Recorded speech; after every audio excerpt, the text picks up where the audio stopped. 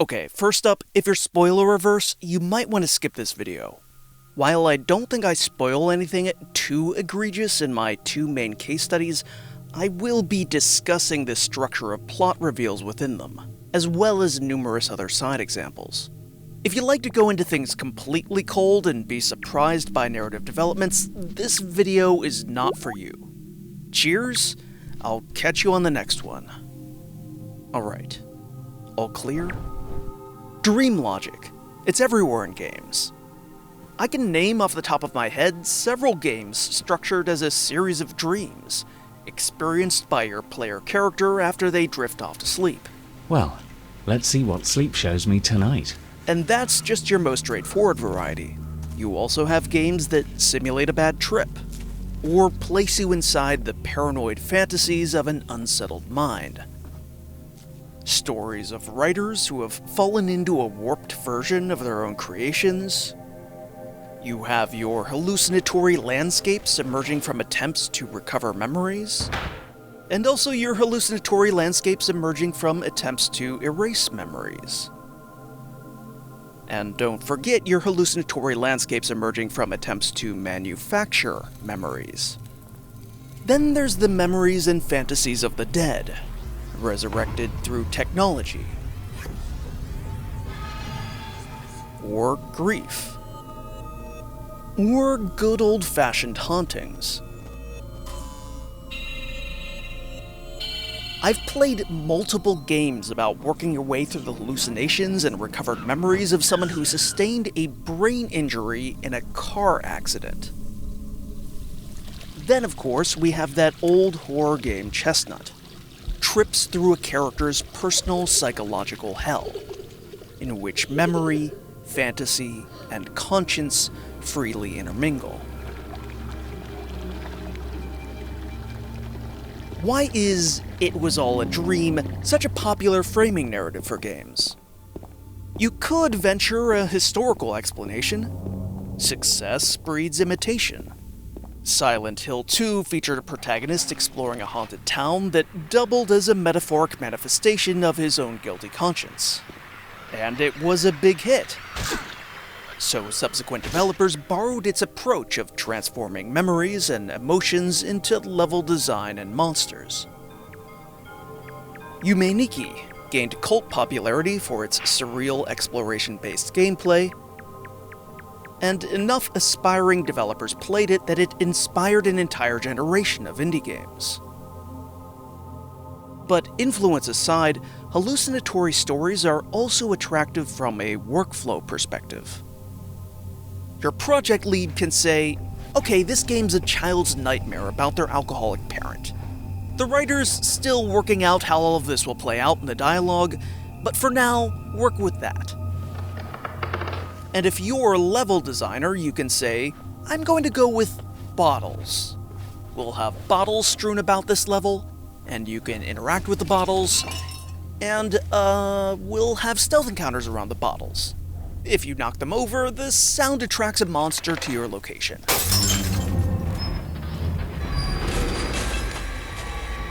And the writer's over there doing their thing, but you don't have to worry about that too much, because you have a job.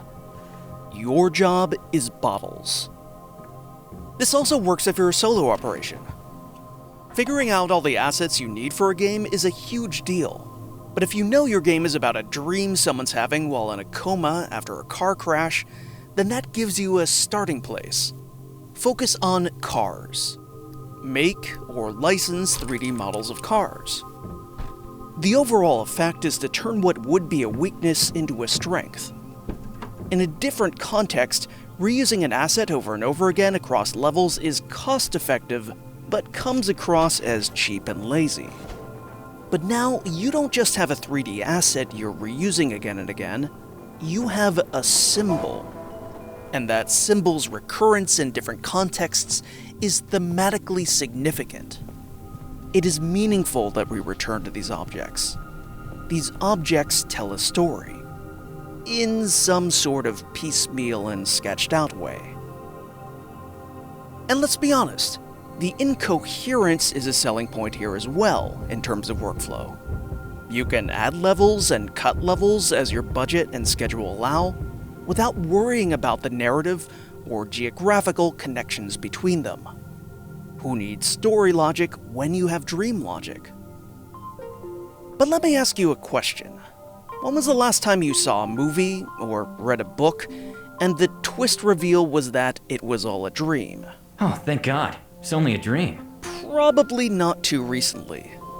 In other media, that twist is considered hackneyed. The sign of a writer who likes symbols but doesn't have the skill to properly fit them within the surrounding diegetic tissue. Or the last refuge of someone who's written themselves into a corner. There is, however, one significant exception where it's more allowable. The allegorical fantasy tandem narrative. What is an allegorical fantasy tandem narrative, you ask? As a beginner example, let's take the 5,000 Fingers of Dr. T. Our protagonist, Bart, hates his disciplinarian piano teacher, Dr. Terwilliger, and hates how much his single mother seems to take his side. He falls asleep and has a dream of Dr. T as a fantastical authoritarian who locks his mother up. But with the help of the heroic Mr. Zabludowski, the analog to a real-world plumber working at his house, he destroys Dr. T's project and frees his subjects. At the end of the movie, he awakens, and we're supposed to understand his dream as an episode of moral growth. From now on, he'll be more likely to stand up for himself. Also, it's good that he grew fonder of the plumber in the dream, because his mother seems to have eyes for him. Yes, in the end it was all a dream, but the dream wasn't meaningless synaptic firings. The dream helped this protagonist make sense of his world and proceed down a path of moral development. Very simple, obviously. It's a children's film. As a point of contrast, consider Heavenly Creatures. In that film, Pauline Parker and Juliette Hume write fantasy stories together, and as they fall more and more in love with one another, the film depicts them as spending more and more time in their shared fantasy world. Through the course of their shared fantasy, Pauline and Juliette go through their own moral journey, just like Bart. But it's an antisocial moral journey, in which they pull away from the real world and ultimately murder Pauline's mother. Both of these films are allegorical fantasy tandem narratives, but they're at opposite ends of a spectrum. Fantasy as healthy working through, versus fantasy as escapism trending into paranoia and psychosis. And we can add an additional dimension to this spectrum. In both 5,000 Fingers and Heavenly Creatures, it's clear that the fantasy world is only emotionally real, not actually extant. But other stories suggest to a greater degree that the fantasy elements are a parallel world that exists independently of the protagonist's minds. Pan's Labyrinth, or A Matter of Life and Death. Here, allegorical fantasy tandem narrative shades into the neighboring genres of magical realism, or what Zvedan Todorov described as literature of the fantastic. But despite its proximity to these other genres, I contend that allegorical fantasy tandem narrative remains a distinct thing, recognizable once you see the pattern. I've detailed some examples. I'm throwing some others up on the screen. You can probably think of even more. The key elements are a real world and a fantasy world running in parallel, with the fantasy world serving as an allegory, sometimes for the protagonist's healthy working through of emotions, other times for their descent into reality-denying escapism or outright hallucination, and sometimes something in between those poles. So let's get some games up on this board. First up, OMORI. You begin OMORI in a blank white void, devoid of most detail, except for a sketchbook full of macabre drawings, before going through a door and emerging into a children's playroom. Cloyingly childlike music greets you, as do your friends, Aubrey, Kel, and Hiro. They're rendered in purples and blues, in keeping with the soft pastel color palette of this world. But your silent protagonist, the titular OMORI, retains the monochrome color palette of the white space you just emerged from. You subsequently meet your sister, Mari, perpetually seated by a picnic basket, and friend Basil, who, after showing you some photos, invites you over to his house. But after seeing a strange photo fall out of his album, and muttering something about Mari, Basil is engulfed by a black shape, and vanishes. At which point your character awakens in a dark house, eats a late-night dinner, and goes to bed again. You move through the white space again, and into the pastel world. There you begin the main quest of the game, to find Basil after his mysterious disappearance. This quest proceeds in various phases, marked by you overcoming various fears.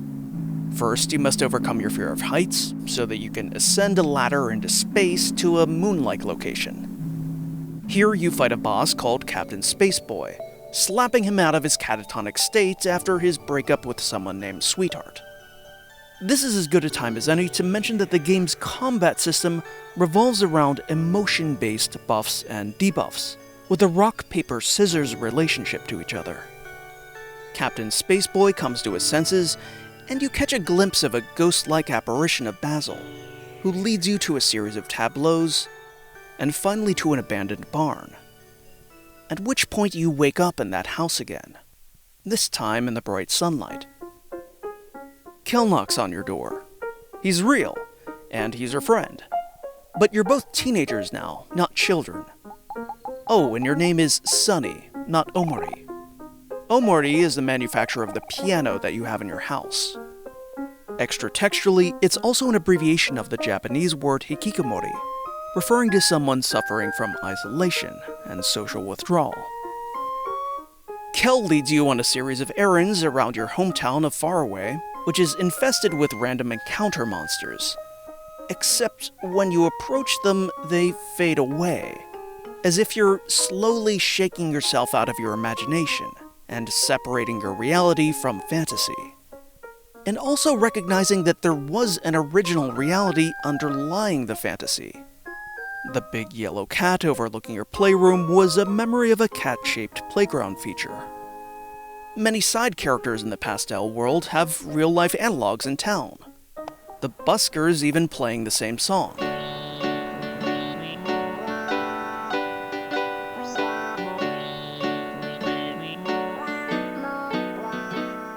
And those details of the pastel world that weren't drawn from your real hometown were drawn from your media consumption. Captain Spaceboy is a video game character. Sweetheart is a cartoon character. What we have here is a classic case of childhood regression. Sunny and Kel rescue Basil from Aubrey, who has fallen in with a different, rougher crowd over the intervening years. And during the subsequent fight, Sunny attacks Aubrey with the same default weapon you've been using in combat for the last several hours, a knife. And Aubrey recoils, pointing out just how dangerous and psychopathic it is to bring a steak knife to a brawl between teenagers in the park. At this moment, OMORI completely enraptured me. What better way to illustrate a dangerous regression into fantasy than to habituate us into an RPG battle system, then transpose that system into the real world, and point out how fucked up it is. And soon after this, we get an indication of just why Sunny might be escaping into fantasy. Mari, his sister, is dead. We don't yet get any concrete details on how this happened. Basil mentions that it happened 4 years ago, and it seems to have hit him and Sunny especially hard. He references a darkness following both of them, which we can see in the mirror.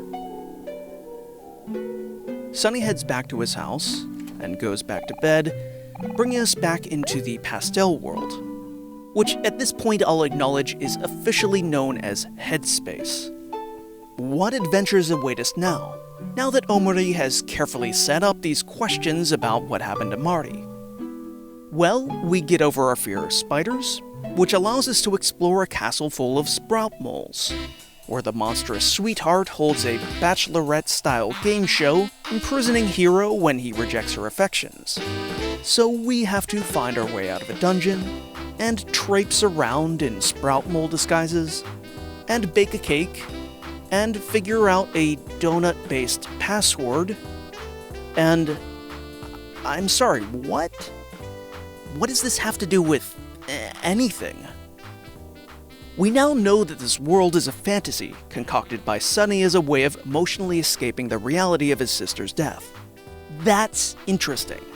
But the contents of this fantasy don't transitively become interesting because of this. In order to be interesting, we need to see the contours of the reality Sunny is trying to escape. If we don't see those contours, if Sunny's escapist fantasy succeeds, then it becomes generic and dull, and it feels like the game is wasting our time. Now, to be fair, there are a few isolated moments in this portion of the game where you can feel the reality poking through the fantasy. Mari has a line about always being there to help that feels very pointed and purposeful, knowing what we do now. And it is possible during this section to have two conversations with two characters who both acknowledge that the world we're inhabiting is a dream, born from an attempt to deny the dreamer's inner darkness. But one of these characters is out in a remote area that's optional to visit, and the other resides on what is genuinely one of the hardest to get to screens of the entire game, hidden behind multiple puzzles and mazes. These moments, though appreciated, are not representative. Mostly this section is just Sweetheart and her game show, and it stopped the game dead for me. I'm going to show you something now. This bar represents a timeline of my roughly 23-hour playtime of Omori. The green represents playtime spent in the real world, with Sunny's real friends. The purple represents playtime in the Headspace fantasy environment. The areas that remain gray represent time spent in the white space or black space, which are also mental landscapes, but distinct ones, where Sunny can actually confront his demons. Now I'm going to show you a bar representing the runtime of Heavenly Creatures. Most obvious thing first, it's much shorter. We're comparing a 109-minute film to a 23-hour game. But if we were to adjust the scale, you can see that the overall portion of Heavenly Creatures' runtime spent on actually depicting Pauline and Juliet's fantasy world is much, much smaller than the portion of Omori's playtime spent exploring the headspace. And you might say, aha! The segments of Heavenly Creatures set in the characters' shared delusions are effects-heavy. Special effects in cinema are expensive, and Heavenly Creatures didn't have a huge budget, so it makes sense to reduce these sequences to a minimum. Fair enough. It doesn't cost any more money to create a fantasy world in RPG Maker than it does to create a realistic one. Maybe another reason why dreamscapes are so popular in games. But while that's part of it, I don't think it's all of it. Heavenly Creatures' budgetary considerations go hand in hand with good storytelling technique. Peter Jackson and Fran Walsh knew when they were writing their screenplay that narrative momentum would have utterly collapsed if we spent extended portions of the film in Pauline and Juliet's inner world. Those scenes have no stakes, definitionally, because they are pure psychological escapism. What does have stakes is Pauline and Juliet's mounting hatred for everyone they see as an obstacle to them spending all of their time in their imaginations together. The fantasy world is a device. The real world is where all the drama is. And that's represented in the proportions we see. Omori has the same basic dramatic emphasis, but with drastically different proportions. This segment in the real world is dramatically successful. We're introduced to Sunny, as distinct from Omori, and the game raises the storytelling stakes. We have new questions. What happened to Mari, and how were Sunny and Basil involved? Is Sunny a danger to himself and his friends?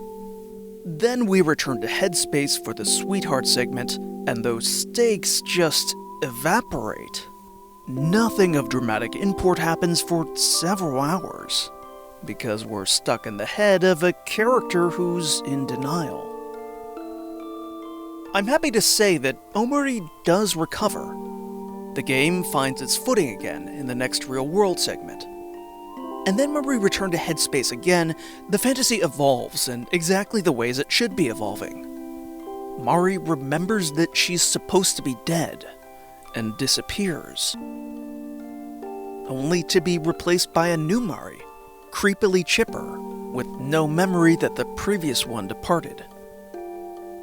Your friends have abandoned their nominal quest of saving Basil, distracted by bullshit. Even when they pull themselves together, they realize they can't remember Basil's face, and eventually forget his name, and that he ever existed in the first place. This is good. This is how you give an escapist fantasy sequence some stakes, by hinting at the mind at war with itself underneath. Which makes the sweetheart segment even more unforgivable in hindsight. Why does it exist? What work does it do, beyond stopping the narrative momentum dead? I'd love to be able to call OMORI a great game, but the pacing is so bad it almost single-handedly turns me against the game's whole allegorical fantasy structure. And the frustrating thing is that the pacing could have been completely solved, just by excising this portion of the game, and having the fantasy fall apart sooner after our first extended foray into the real world. But I guess the creators were attached to it. Just a textbook example of kill your darlings. Kill your sweethearts, I guess. So I've just shat on a game that I know a lot of people love. It gives me no pleasure to do so, and for all I know, some of you are sharpening up your steak knives to come after me. But there's a lesson to take away. If you're telling an allegorical fantasy tandem narrative, don't have a reveal that obliterates the stakes of the fantasy too early on. Find a way to keep the machine going. Let's swap out our graph of heavenly creatures with one of the 2006 movie The Fall. Look at it. It's not an exact match for OMORI's proportions, but it similarly alternates between lengthy real-world and fantasy segments. How does it do it? Well, for roughly the first half of The Fall, the fantasy doesn't seem like an allegory for anything. It's just a story that a hospitalized man tells a little girl to trick her into stealing morphine for him. The story is entertaining in its own right, as it ought to be, since it's being used as enticement. Since its stakes are initially entirely internal, the story remains coherent and enrapturing, even as we continually check back in on the real world. It's only in the movie's second half that we start recognizing the lurking autobiographical details, and only at the film's climax that the story becomes a psychological battleground between the man's desperate nihilism and the girl's naive but tenacious compassion. And games are perfectly capable of this balancing act of stakes.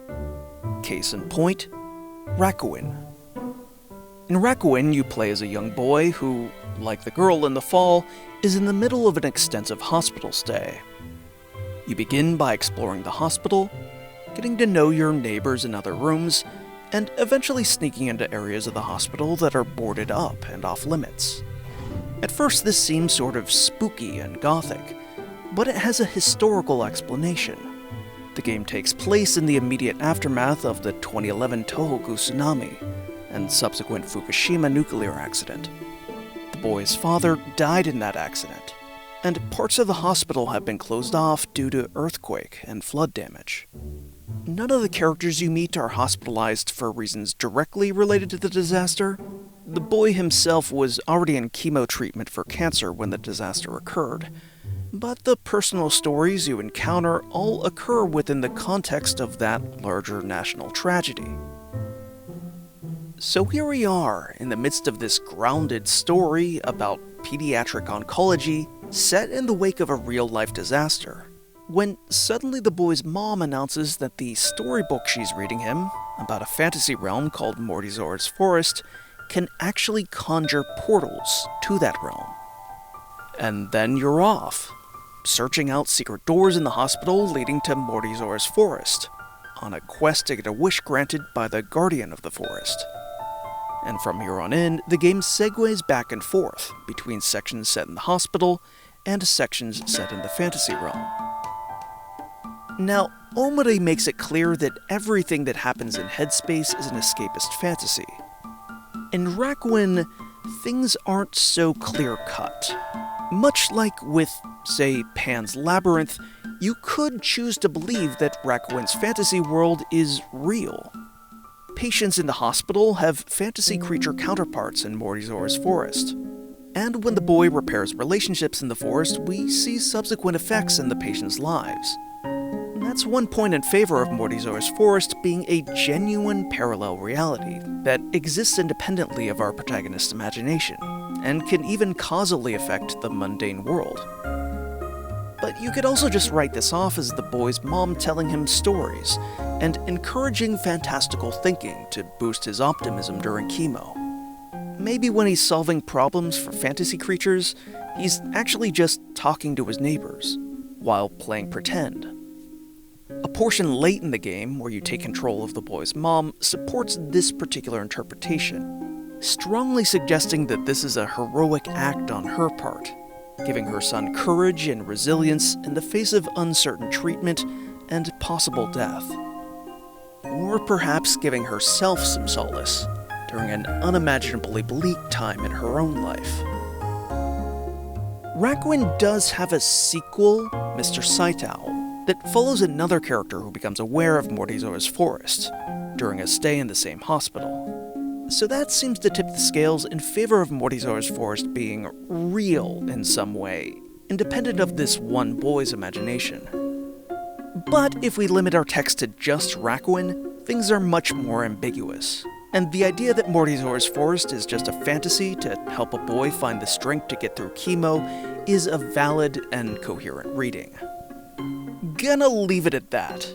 Don't want to get bogged down in a lore debate.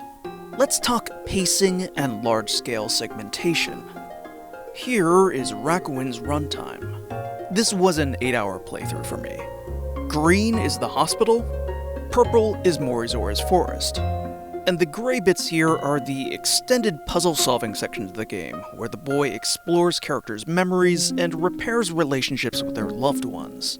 These don't fit neatly into either realm, because the game uses the shared souls conceit to simultaneously tell the backstories of a fantasy creature and their corresponding hospital patient. Put this graph up against OMORI's, and they have similarly small areas of green. We don't spend a majority of either game in the baseline, real world. The lion's share of both is fantasy and/or memory. But although the proportions are similar, Rakuen has stakes that remain unified across its reality and fantasy portions. The boy wants to awaken the forest guardian to get a wish granted. To do that, he needs to learn a song. To do that, he needs to help people, meaning both the Morizora's forest fantasy creatures and their hospital patient counterparts. Each time you return to the hospital, you unlock some gate, or find some key item, allowing you to access a new area of Morizora's forest, where you can enter a memory and help someone. Then back to the hospital, where the patient's stories resolve, and you unlock a new gate. Rinse and repeat. It may be the case that Morizora's forest is an escapist fantasy. This boy might not literally get his wish granted. The possibility that this is all make-believe is one we can ponder as players. But as we ponder it, puzzles and problems and motivations remain smoothly distributed across both realms, which keeps the story moving, without that vast disconnect that opens up in something like the Sweetheart segment of OMORI. The ambiguous nature of the fantasy in Rakuen actually gives it a big advantage here. And now it's time to acknowledge something I hadn't before. There's an alternate route players can take through OMORI, known as the hikikomori route. Triggering it is simple. When Kel knocks on your door in the real world, you just don't answer, and spend the time you would be advancing the plot with your friends doing chores instead. players are most likely going to be curious about real-world Kel, and opening the door is the default option. So I can't imagine that many players stumble upon the hikikomori route on their first playthrough. The route also locks you out of the best ending, relegating you to only neutral or bad endings, so I can't say that I recommend it unreservedly. But all of that said, I actually think the hikikomori route is a better paced experience. When it's not placed directly after major revelations, the sweetheart segment feels like a kooky little frolic, rather than a momentum-murdering distraction. And overall, the headspace sections benefit from a greater sense of ambiguity about what's going on. Revelatory countercurrents seep into the fantasy only gradually, giving players an opportunity to unravel the mystery at their own pace, with the most significant detective work being optional, and entirely motivated by players' own persevering sense of curiosity. The hikikomori route's story is worse in that it lacks the default route's big, cathartic emotional highs, but I think it tells its story better, if that makes sense. So those are some pointers for pacing and stakes for future allegorical fantasy tandem narrative games. And mark my word, there will be more games like these. As we've already established, dream logic is ubiquitous in games. And so is allegory, when you get down to it. I mentioned Silent Hill 2 as an especially notable historical example of using environmental and enemy design as a metaphor for character interiority, but you could also point to Psychonauts. Even something like Braid uses its main levels allegorically, mechanically hinting at story details that are more explicitly laid out in text. As Estrid Enslin and Alice Bell have pointed out, narrative contradiction, non-Euclidean spaces, and impossible temporalities are frequent features of video games. And it's actually kind of easy to see why. Metalepsis is a near-universal feature of games, simply by virtue of real-world players controlling a fictional character, like a puppet. This preps players for the possibility that characters might move between story worlds within story worlds. Within story worlds.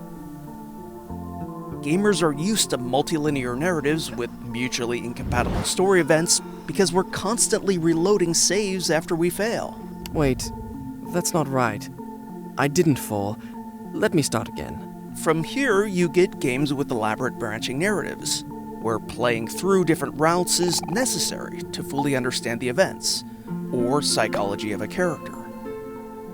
Most of the examples of allegorical fantasy tandem narratives I gave at the top of this video were movies. But games do this thing better than movies. They're basically built for this type of storytelling. And that's why I'm okay being a bit critical of OMORI. I don't think it quite reaches greatness, but I do love how it uses the medium, and I'm enormously excited for what comes after it.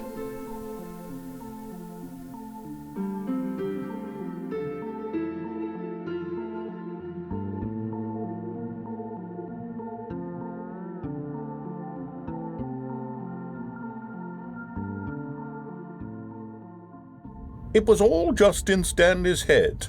I bet that's the kind of twist you think is revelatory. I bet each and every time you watch a movie where it turns out all to be in the main character's imagination, you must absolutely bolt off the couch in pure shock at the phenomenal and intricate storytelling. It must be so simple to be you.